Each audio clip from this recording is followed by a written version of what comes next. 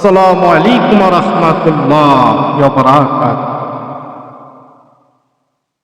মহান আল্লাহ রাব্বুল আলামিন দুনিয়ার সব কিছু যিনি সৃষ্টি করেছেন, আমার আল্লাহ পাক রব্বুল আলামিন সব কিছু সৃষ্টি করেছেন। আল্লাহ বলছেন হয়ে গেছে, আল্লাহ কুন ফাকুন বলেছেন, আকাশ হয়ে গিয়েছেন। আল্লাহ পাক কুন ফাকুন বলছেন, জমিন হয়ে গিয়েছেন। এইভাবে করে সাত আসমান সাত জমিন আল্লাহ পাক রব্বুল আলামিন সৃষ্টি করেছেন।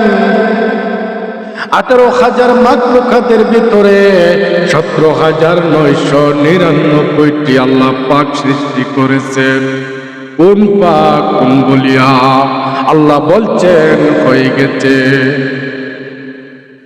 আমাকে আপনাকে আল্লাহ পাক রব্বুল আলামিন নিজ পদ্ধতি হাত দ্বারা সৃষ্টি করেছে।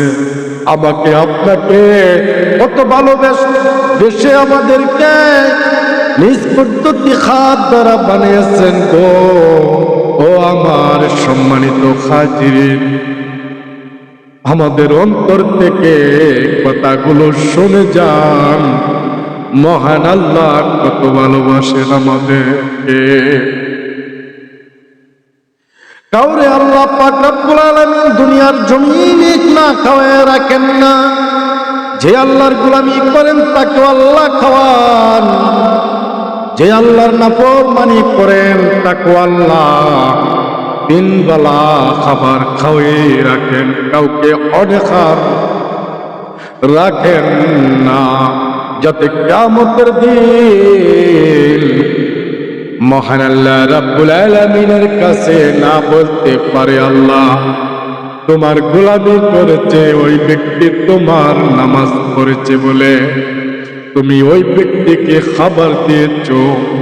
আল্লাহ আমি নামাজ পড়ি নাই, তোমার গোলামি করি নাই বিদায় আমাকে তুমি অনেখার রেখেছো।